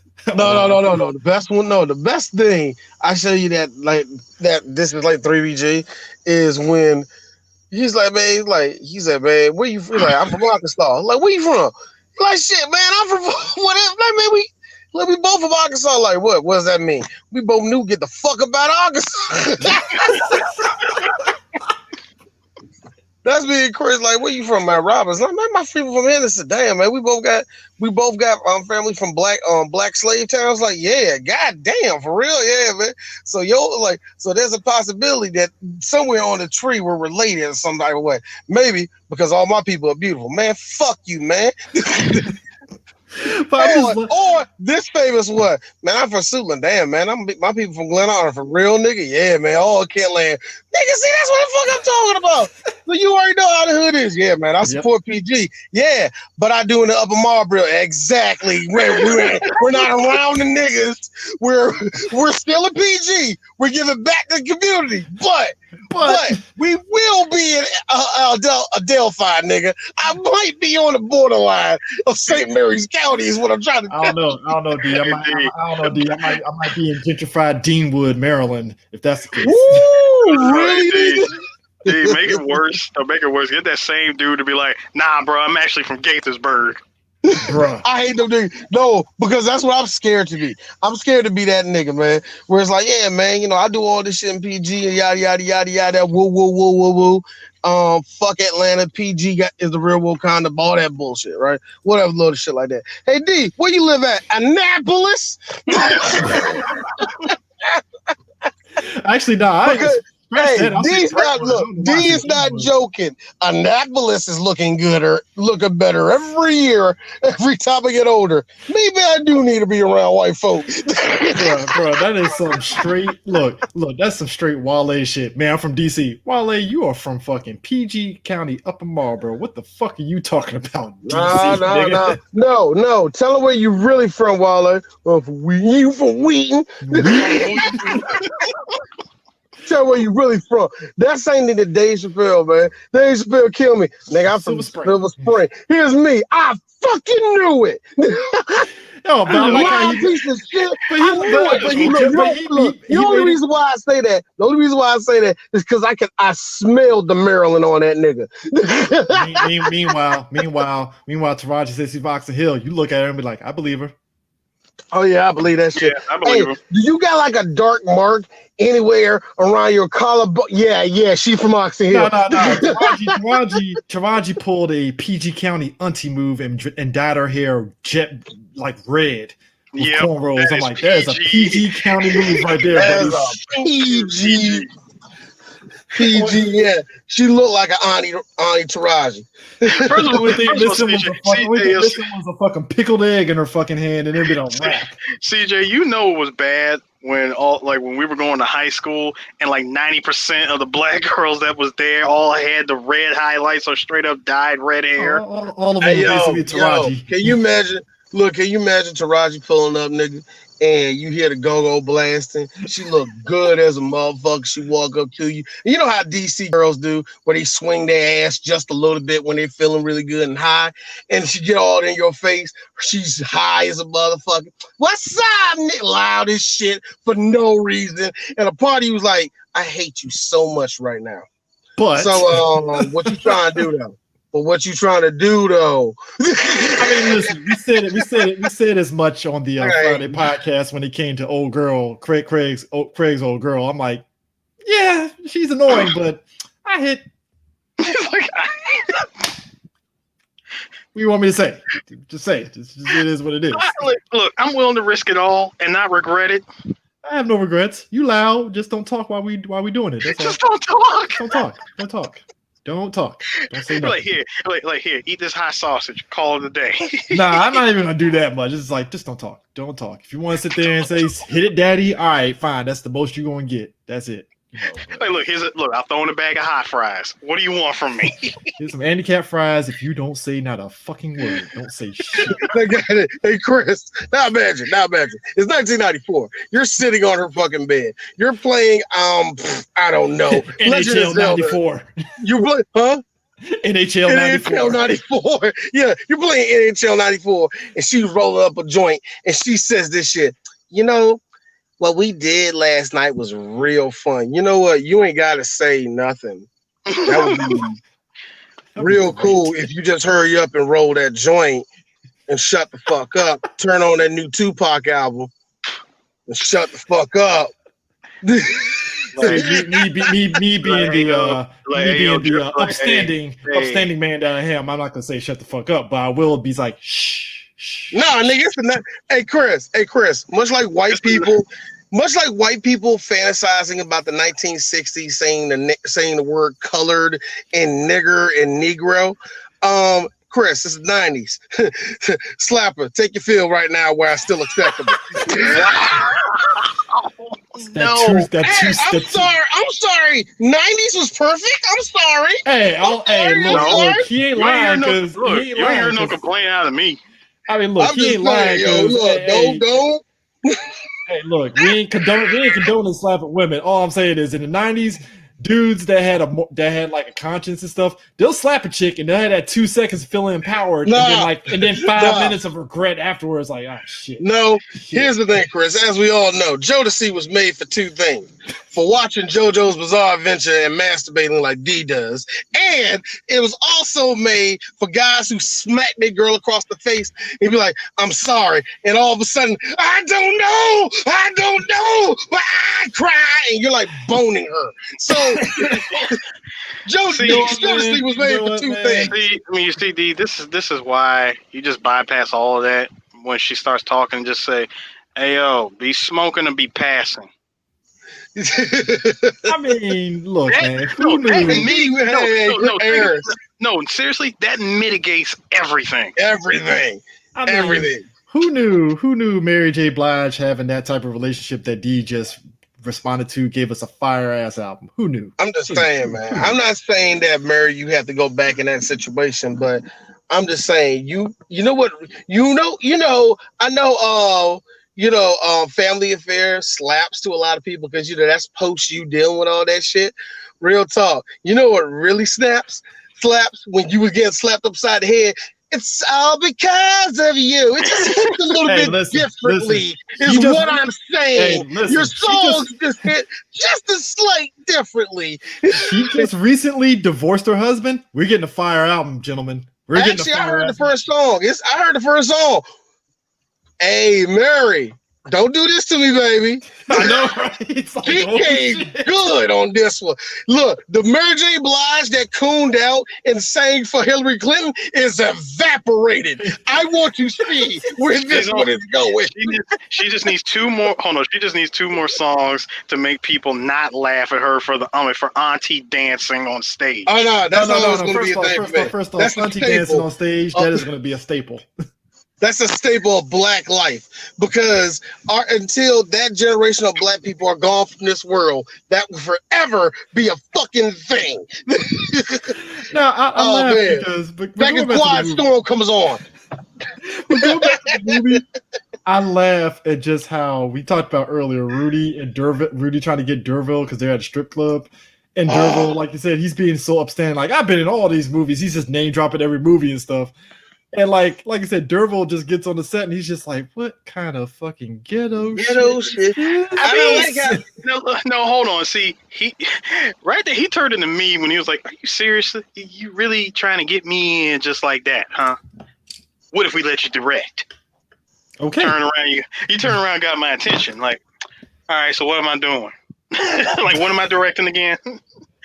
Man, the moment he came to the set, I love how he looked around at everything inside that hotel, knowing how run down it was. My man took one step and that loose floorboard just went through it, right? He looks around and goes, "Man, look, is there anything in here that works?" I mean, just the lights actually cut on. I'm like, okay, we got some light. I like that. Look, real talk, that was a proud moment. Because not only, number one, that showed those white boys were about it to me for one main reason. Because Rudy said, "What any nigga would say? Can't you steal that shit from across the street?" Right. I like how one of the white boys who is just this much thorough. Yeah, I can do that. Go ahead, try this shit out. All of a sudden, zap, zap, zap. Woo! I'm like, see, them white boys cool as shit. I like that. I like that shit. Pay them young men. Now, the part that I like, because again, this is all three of us. Here's me. Now, look. I'm sorry. Look, come here. I gotta ask you this question. Why would the warden just decide to let Dolemite out of jail? This is what we telling you, nigga. This is what we telling you. By the way, y'all, this has never happened yet. This has never happened yet. But because this has happened with Chris, this has happened with Chris. This has happened with Chris coming to be an heiress. This has happened with me going to Eris and Chris. The day it happens with Eris, which actually I'm gonna predict will be next week when we do what we're gonna do. Eris is gonna come to us, D.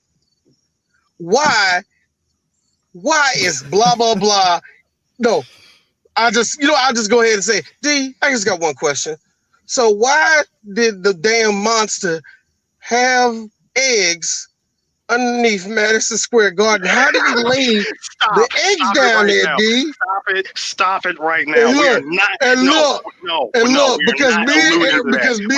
alluding to that, D. Shut up right now. Here's me and Chris, because we love what happens right after that. Bruh, if that didn't happen, we would have get the best, stupidest part of the movie. D, stop stop it. You shut your whore mouth right now. but still, that is how Three Black Geeks. That's how we approach each other. We like, hey, but the picture that Steve put up is perfect because it's me folding my arms like y'all can have this shit. That I'm just here to write. What Jerry was like, "It's a message. We're putting in this the streets. It hasn't been done before. Like it works." I'm like, "That's Chris." Oh, that's Chris. Now you want to see D? Here's D. Hey, take that and take the rest of that upstairs on the other side and make sure it look good and nice. Look good and nice. Why, man? Because I'm gonna be sleeping in that motherfucker tonight, man. You think I got money for this shit? Nigga, I went broke doing this shit.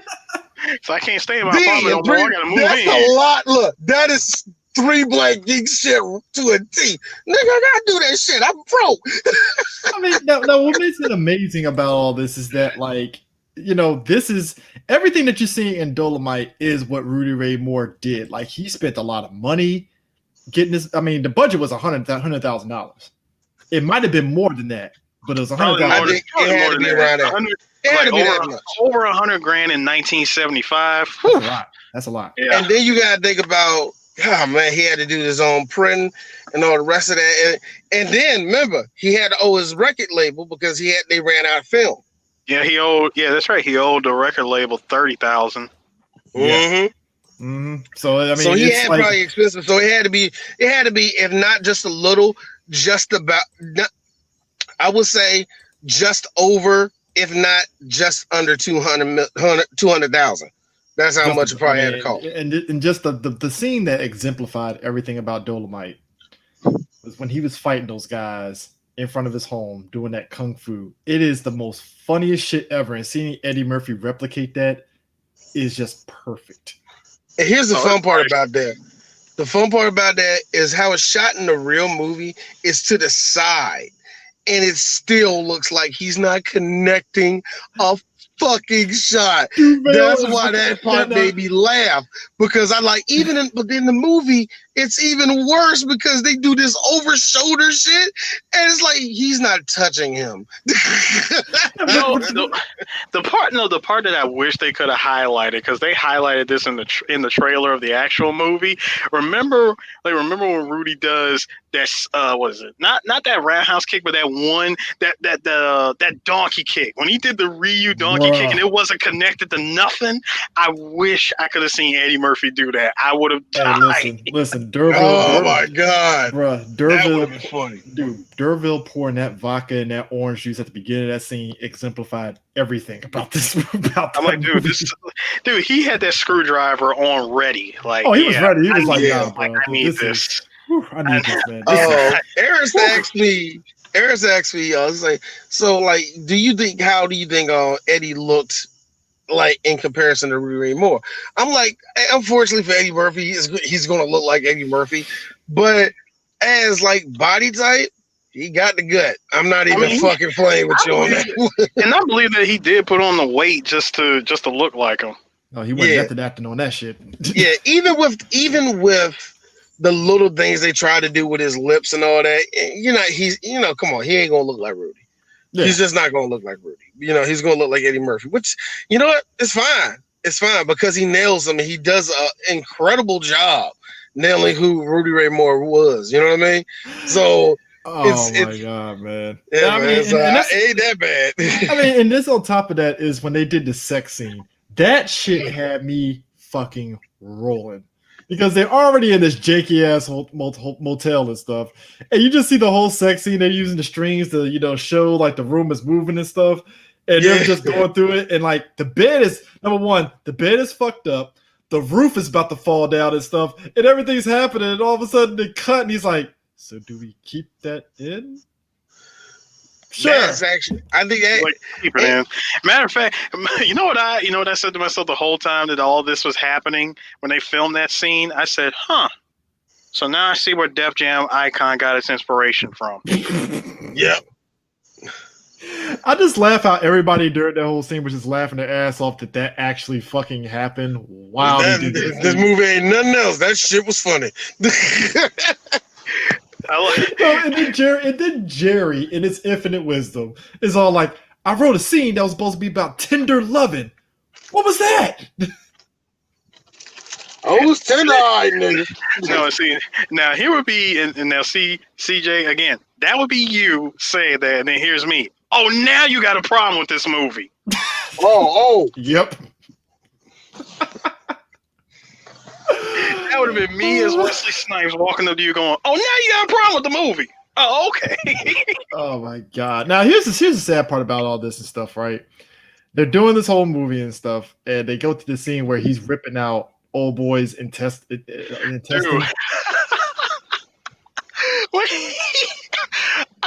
Hold up. I remember because he not only is he the director, he's also the co-star. Mm-hmm. So he plays the bad guy in the movie.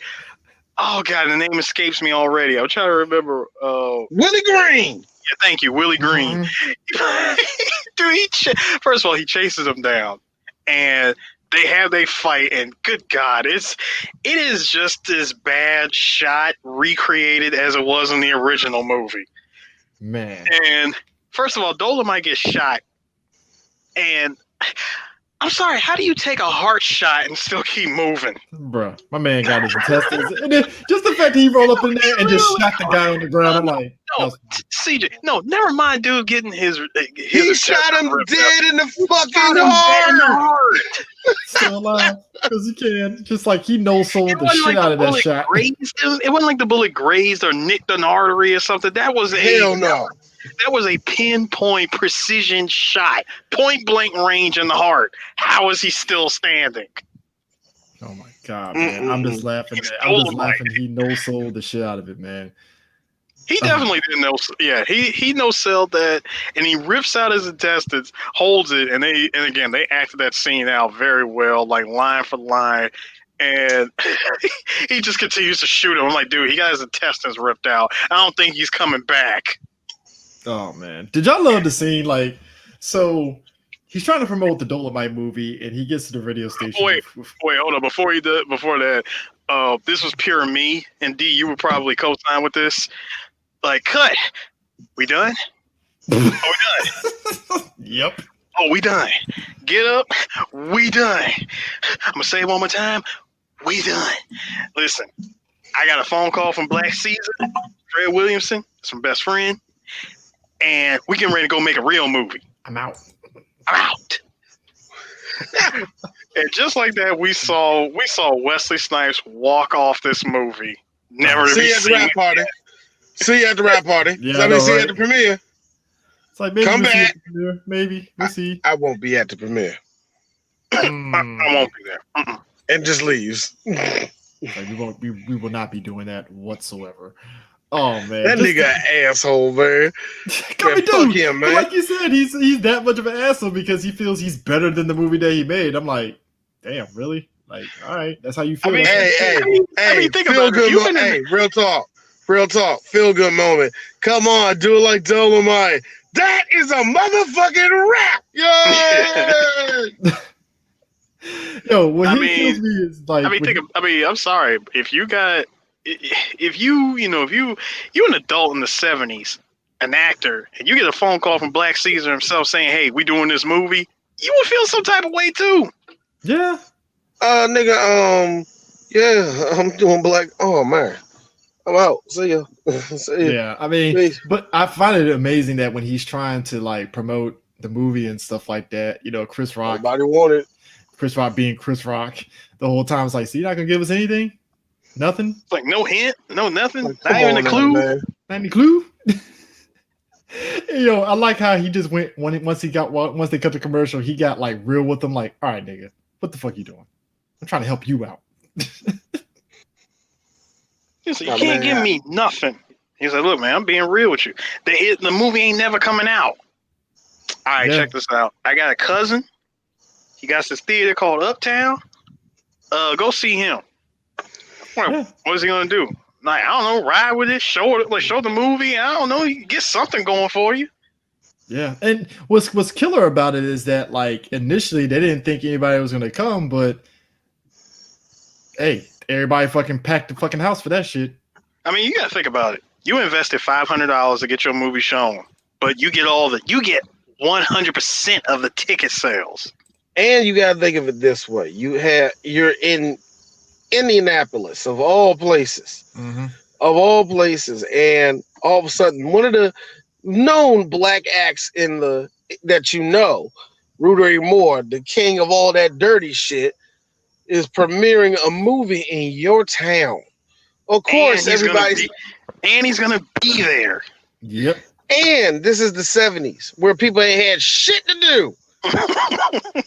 I mean, yeah. What the fuck else you gonna do? Drink? It's like, all right, we'll go see some Rudy Ray Moore. Why not? Rudy still how much? Make it even better. Make it even better. Dude told him we don't have nothing to show on Friday night. Yeah, you can run your movie here on Friday night. I was like, what? Friday night in the 1970s? On a Friday? Friday night 1970s. You know that theater was about to be packed. Bro, what had me rolling is that like it's amazing how like we have access to like the numbers for like movies on opening weekend nowadays and stuff. And you look back then, Variety was the like paper to look at when you wanted to look at those movie numbers and stuff. And it was funny seeing like Bob Odenkirk looked on the paper and was like, "Oh, this movie beat out? Okay, what the fuck is going on Dolemite, here?" I'm sorry, only in one movie theater? Are you fucking kidding me? In one movie theater, Dolemite had 98% audience that weekend. Like that's wild. That is insane. And he was like, "Oh yeah, we're doing something." And like back then, that tells you something of how gigantic that night was for him.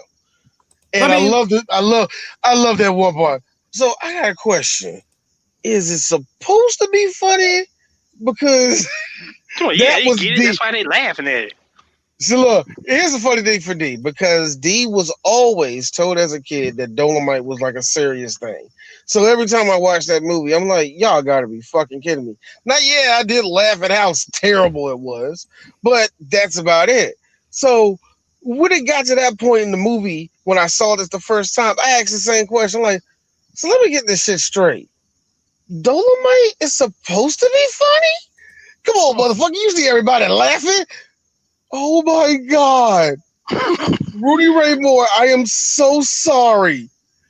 This movie is terrible, but it's one of the funniest movies I have ever seen in my fucking life. Yo, Dolemite is incredibly funny. Yeah, it's terrible, but that makes it even better. I mean, like you spend more time laughing at how bad this movie is that you can't take it serious. And that's the thing.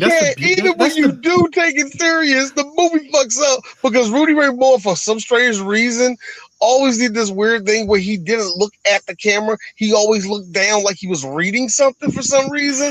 I mean, that's the beauty of it, because that's what makes a movie like Black Dynamite work so much. Because it's literally taking all the stuff that made us laugh at Dolemite and highlights it more, whether it's the boom mic, whether it's Black Dynamite at one point, like you said, he's not looking at the camera, like he's like not looking at the camera, he's like looking elsewhere while he's talking, and it's like, the fuck's going on? And you're just laughing every minute. And it's like, then a great example of it, the whole character of Bullhorn is based on Dolemite. Yeah, it is. Bullhorn is definitely Dolemite. Bullhorn was basically light-skinned Dolemite. Dude, you can really find a lot of you can feel a lot of, here's the not Dolemite.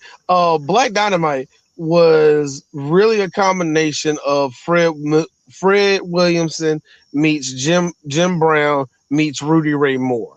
That's really what that movie is. Let me tell you something. And it takes all the bad things for those two movies and then combine it with all the terrible shit that's in Dolemite. Let me tell you something. I knew D was gonna be on the ground hollering, laughing when Bullhorn came in smooth with that piece of shit kick on Old Boy in Chicago Winds fucking bar. That man came in hot. Let you be war. This is the outcome. When you mess with Bullhorn.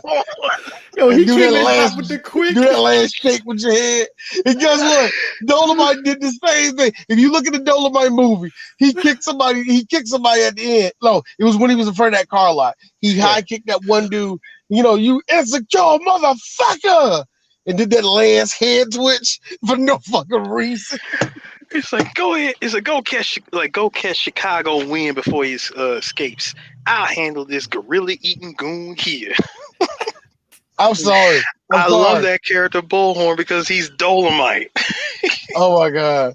I'm sorry. While we at it, thank you, Eris. Now I have no choice but to say it. Yeah, see, nigga, that's why they call me Chicago Wind. Cause I left you blowing in the breeze. Nigga, don't you ever. I can't front. Every time I look at that scene, first of all, he did widen the gap between Dynamite and him in that car. Oh my god. I'm sorry. Chris ain't shit. Chris ain't shit because Chris ain't AD. Chris ain't shit. Chris ain't AD. How you like that? Because I forgot what we was watching. He's like, how you like the Chicago Wind car going over the motherfucking Nigga, how you go from a fucking Porsche to a fucking damn deuce and a quarter? What the fuck is that about? That nigga turned you a straight up vaudeville on us, nigga. The fact that it went off the cliff in flames. Now, that shit turned into a Ford Galaxy on us out of nowhere, nigga. What the fuck? Yo, I would say this though. Dolemite is a hit when he makes that deal with the studio to where he was able to pay back the $30,000 to the record. Bro, he paid it back so quick. As soon as he made that deal, like the check came in the mail, $30,000. Like, here's your money. Don't bother me no more. Now, here's the kicker about that. So what people don't know about Dolemite is that Rudy Ray Moore did make a lot of money and all that stuff. The problem was he didn't have the masters. Unfortunately, the masters that he had were in that hotel, which got demolished. Yep. So they could never recover the actual masters of Dolemite. Yeah, the original recording, the original film reel that he had. Yeah, he had, and then and it stayed in that hotel. Like, it stayed in that hotel until it was destroyed, and of course they can never recover it. Yeah, that was a shame too. I mean, how much did that have to suck? I mean, just think about it. Think about it. We could have Dolemite on Blu-ray right now. And the funny thing is, they do got a good cut of it out right now. I mean, a real good cut of it right now, and you can see it like on Tubi and shit like that. Yeah. You can see it on Tubi. Oh, you can see it on Tubi, and the closest that we really got, let's be real, is the clips that they use at the end of the movie. They basically took all the best excerpts from Dolemite and did it. They did probably the best job they could trying to clean transfer that crap. I mean, you see there's the Blu-ray of Dolemite that came out a while back. I think it's like about 3-4 years ago and stuff. And that actually has the original opening that has the boom mic in it and stuff, which is funny. And it has that original clip where he jumped out the thing and it said instant replay. Yeah, Let me tell you something. As a person that never seen that scene, and then I later seen that scene, I got to be really, I'm dead serious. I feel like such an asshole when it comes to Dolemite. Dolemite is one of the greatest films ever fucking made. How does that even? I see why people love it, man. I mean, it's it's like wow. And even when you see the making of this shit, it's incredible. But anyway, to be honest, I would love to see a real remake of the actual Dolemite movie with Eddie Murphy playing it. Like I know what we saw was the making of that movie, but I would have loved to see the actual movie. I would love to see Eddie Murphy do that shit. I mean, it's kind of. Oh, look! If you can't do, if you not do that, do some. Don't even make no original shit. Really do try a shot for shot remake of Petey Wheatstraw. Try to do that at least. Yeah, I mean, but it's crazy too that like during his whole run, even after Dolemite, like literally, The Godfather was literally like the last movie that he did during that blaxploitation era, and by then, it was kind of at that point where blaxploitation was kind of we were about to go into the 80s, so it's like blaxploitation was kind of dying. And you gotta remember before Rudy even put the idea of making Dolemite into a movie, when he was first pitching the idea to Jerry Jones, even Jerry Jones was like, "Look, we don't know how long, this train is really gonna run for blaxploitation." Mm-hmm. Yeah, and you really gotta think about it. They did pass their big pinnacle one, which was Shaft. Shaft has already came out at that point. Black Caesar, another big one, has came out at that point. Foxy Brown, another one that came out at that point. So yeah, they were on the. It was about to hit the downswing. Hey, hold on. When did Willie Dynamite and Truck Turner come out? Truck Turner actually came out later on the same 74. month as Foxy Brown. Yeah, 74. Okay. Yeah, so like I said, a lot of it was about to hit the downswing at that point, man. You are absolutely right. And I mean, it was by the late 70s, that's when blaxploitation was like slowing down. Yeah, but like we talked with who was it, John, like, hey, Fred Williamson said, fuck that, I'm going to Italy and doing a whole bunch of weird movies. Mm-hmm. I mean, and it's crazy too, because like much like George Clinton, like Rudy Ray Moore, he gets a huge amount of respect from like the hip hop community, more than anything else. So like even with him like not doing as many movies over the years and stuff like that, he was still in the public eye. Yeah, his influence went far, really, really far. People loved him. You know what I mean? The only thing I didn't know about Rudy was how good financially he was, because I knew his last years weren't really pleasant. You know what I mean? Yeah, I knew about that, but I didn't know if he like died broken. And I hope he was fine financially. It's just if he had those actual like the masters and stuff, he would have been like, all right, yeah. If he had kept those. Yeah, you never heard of him like, oh, Rudy Ray's broke or anything. It's like, no, Rudy Ray was fine. I never did, but I worried that he was. You know what I mean? Yeah, he was fine. It was just like if he had those masters, it would have really like put him through the roof easily, because that would have been some. I mean, think about it. You have the masters to your movie that you made. That's like leveraging a motherfucker easily. Mm-hmm. So, but like I said, it still lives on and stuff. I mean, to the point to where you had, like I said, hip hop influence. People were influenced, especially Snoop Dogg. Like Snoop Dogg literally was like, yo, Rudy Ray Moore, he is like my idol. Mm-hmm. Yeah, and there's nothing else can be said. I love how the movie ends, though. I love how the movie ends basically with Lady Reed basically saying thank you so much for changing my life. Mm-hmm. And on their way down there, they was reading the thing, which again was Three Black Geeks. Come on, Eris, say it. What does it say? What does it say, Eris? Black people don't care about Star Wars. Another one. No, the one out, and of course it's D like see, loud, crude, vulgar is things to describe Three Black Geeks. Here's me. Fuck yeah, nigga. Why say that? Three Black Geeks is problematic. D actually tries to invoke violence against women. That's what I'm talking about, my nigga. Like, D, why you want that attention? Exactly. Attention. That right there. Like, that right there is going to tell everybody. Like, you put out information like this that tells people not to go see it. You're gonna pique everybody's curiosity, which is true, because that actually does work. When something is so terrible, you tell people don't watch it, don't go see it. Right? That brings everybody to go see the movie. I mean, you know what? There were people that walked in knowing what Two Girls, One Cup was. Exactly. Yeah. See? Yeah. So, I mean, it's amazing. One of the things I definitely want to point out, like you said with Lady Reed, when she thanked him, it was what she had said after she thanked him. She said, before, I never saw anybody who looked like me on the big screen. And now because of you, I'm able to see it. I mean, the chick that plays, Lady Reed in the movie, Dolemite's my name. She looked pretty much spot on, like her in real life. I would say it is. No. I'm gonna be real with you. I'm gonna be real with her. With you, her titties were way more healthier. God damn it!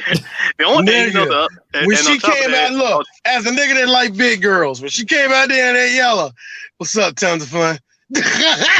First, I see and you, baby. the other thing, I was already blown that we didn't get to see her act out her Oscar Academy Award winning line, which was oh Dolemite, I'm so happy. Oh, Dolemite, I'm so happy. And I just like how the fucking mascara real quick. Oh my god! Because I needed to be done in the same way it was done on Black Dynamite. Thank you, Black Dynamite. I'm so happy. It shows the shows the wait, doesn't show the tear. No, sorry, shows the tear. Cut back to it. Tear is completely dry. Yeah. Now here's the funny thing. Yeah, that was Dolemite. The one thing now that's what I liked about Black Dynamite. They added their own stupid goof. Even though I never seen that in a blaxploitation movie, we were very close to coming. What we gonna do, Black Dynamite? The cigarette wasn't even lit. We came very close to that in a few blaxploitation movies. Oh I like that. Good in fact, one of the things that I recall, it was the boom mic from Black Dynamite. Every time, every time that Michael Jai White would talk, you notice that he would stare up at the boom mic because it was so close to him. I like how he looked across the screen to look at the boom mic in one shot. I mean, you know what's interesting too is because, like, I mentioned that Disco Godfather was kind of like the last movie he did when blaxploitation was waning. Like, he was in Penitentiary 2, but what's interesting about Penitentiary 2 is, like, when you tell me that there was blaxploitation in, like, the early 80s, it feels weird because I feel like 1980s is, like, it's such a different decade from the 70s. It's like, wow, blaxploitation, man, is the leak in 1982? No, no. I mean, not only did that exist, because it is true that they were still trying to push those blaxploitation movies in the early 80s. You know who else was doing that same thing? Bruce Lee, the Bruceploitation was pushing in the 80s too. Yeah, also, I will say this: it matters what part of the world you're going at when it comes to this. But the 1970s really didn't end until about 1984. Yeah, I can agree with that. I'm right about that. That's when it really ended. Because think about this though, CJ. Now, since I mentioned Bruceploitation, remember when Bruce was making Game of Death? Yeah. And he first came up with the idea of making it back in late 73 or whatever. Yeah. But he had to put that movie on hold, and he went and made Return of the Dragon, and then he went on further and made Enter the Dragon with Warner Brothers. He was going to come back and finish that movie, but of course what happened is he dies. That movie didn't get released until 79. Game of Death didn't come out till 79. That's man. I mean, it's crazy, man. It's just like I said, it's amazing to me because, like I said, with me, Rudy Ray Moore, I never knew he held that much weight. Like I said, George Clinton, because that's another dude that just so much weight. I just never knew that until like I really started researching on Rudy Ray Moore, and I was like, oh, damn, this dude. The reason why George Clinton never went broke was because of hip hop. Yeah. Oh, absolutely. All them samples, all his guest spots. Because there are some rappers that of course they didn't pay George Clinton, but there's one rapper that did, and one rapper that went so far as to say he was an inspiration to me as a rapper. That was Ice Cube. Ice Cube. Ice Cube was probably one of the main reasons why George Clinton never went broke. I mean, I'll probably say Dre too, to a degree. To a degree, yeah. Every time, even though I think Dre never paid nobody, I just think Dre just never paid paying people now, ain't he? Dude, every time I listen to P Funk on Bop Gun, that's my jam. Yep. And I will give hip hop this. They still kind of continue to get stuff from the 1970s where it's like, wow, you sampled that? All right. Even with a trap beat, you be like, that sound cool as shit. Where'd that come? Yo, really? It still shocks you that they still do that shit in hip hop to this day. They still sample the 1970s. And it's kind of even with Rudy Ray Moore, his whole imagery as look the motherfucking album covers where it's more you got these regular ass ashy ass. Good example. Look at all of No Limit, right? Not No Limit. Of all of Cash Money, right up until Baller Blocking on back. Look at them. Look at Baller Blocking on back covers of No Limit of Cash Money. You want to talk about over exaggerating these little itty bitty malnourished niggas from New Orleans out here acting like they hard as shit. You're rappers. Yeah. You're rappers. The most you did was sold weed. Stop. Every now and then. Oh, that nigga real.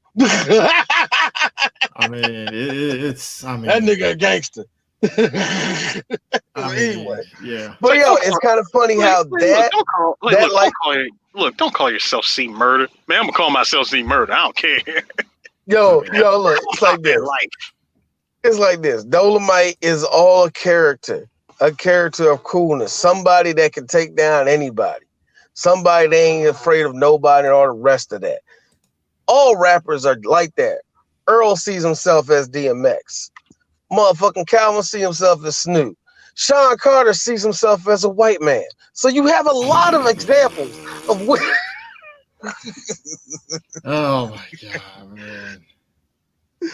All right, look, I think we're done with this movie. I'm glad we did. Oh, real quick story though on this. We were supposed to do Nutty Professor. It did win the poll for the Eddie Murphy movie we're going to do. The reason why we didn't do it was two reasons. Number one, we already did Nutty Professor before, and we did that actually around this time last year. What happened was, terrible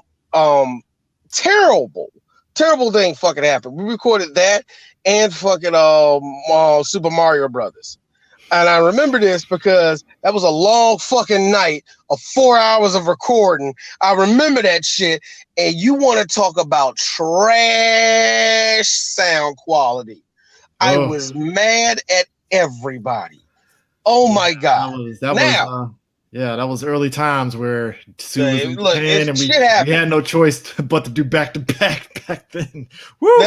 Actually, no, this was like a year, and it was either a year ago or it was about a year or two ago or whatever. But still, we still fucked up. It was still terrible. Whatever. Yeah.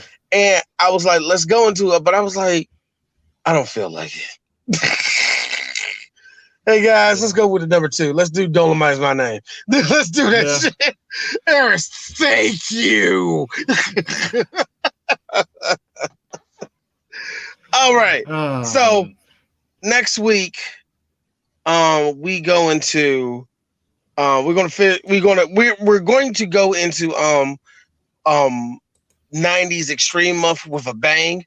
And I say a bang because I know a lot of people are going to listen to this episode. Oh my God, we're finally doing the 1998 movie, Godzilla. I know what it says. I know. That ain't fucking Godzilla. Look, can I point out something? I know what it says. I know what you think it is. Fuck you, it ain't. Okay. Can I point out something, y'all, real quick? At the end of the movie, I did like that Rudy decided, hey, look, I done seen the movie. I'm hanging out with the people because they ain't going to be able to get into this thing until 2 a.m. Oh, yeah. I forgot all about that part. You know what? It's like one of the best parts of one of the best parts of this movie is just showing you how much he cared about people, knowing who he was. And it's like you said, he put people on. He was the man. He put people on. I mean, come on, let's be real. How, did you get that feel good moment when he gave his cane to that little kid who was a big fan of his? Yep. Because here's the funny thing. If you know anything about Rudy Ray Moore, that is not a leap that he did that in real life. Yeah. That is zero leap that he did that in real life. That is probably something he exactly did. You can say that's movie bullshit. Full. Fine. I'm fine with you saying that. But guess what? It was awesome and you need to do it. But Rudy Ray Moore probably did that shit. and that's a good way. He just basically out there talking to all the people like, y'all gonna be out here till 2:00 in the morning. I want to be out here with the people. I love you. You know what I'm saying? I'm just say, be who you are. Reach for if we say reach for the moon, if you can't catch that catch that star. I'm like, oh, that's awesome. Dang. Then you saw how much money it made and all the rest of that shit. It was great. It's a beautiful moment. Beautiful moment. And then, you gotta turn it down next week. We'll talk about Godzilla, No. We're not talking about Godzilla. Let's stop it, CJ. Stop it. We're not talking about Godzilla. D, you are super wrong. We are not talking about Godzilla. What we are going to be talking about is a overgrown lizard thing swimming in the... Let me finish. Stop it. Stop adding... Stop trying to add better stuff, and I'm using that term very loosely, stuff that's associated with this movie. What we're going to watch is a lizard of some sort, an overgrown lizard of some sort, swimming around the Hudson River. Make it even better. He didn't even come from Japan. He came from South America. South America. The nigga is not even from Japan. But yet, the Japanese have a name for this nigga. So what you're saying is that it's great value. Godzilla. Hey Chris, stop putting this shit on Walmart's secondary brand. Stop putting this on Walmart's secondary brand, because for a fact this is like, when you go in the international aisle and you don't see Goya, but that second-rate Goya, that's what the fuck it is. What we're going to be talking about is the title aptly named in other countries, Zilla. Come with me. I just want people to understand that I will be looking at Puffy and his whole can't stop, won't stop bullshit with that fucking song. Dear God. My God, man. He poured himself out. God. Nobody better. Like, hey, how much was the check, Diddy? How much was the check, Diddy? Oh my God, man. How much was the check? Never mind that.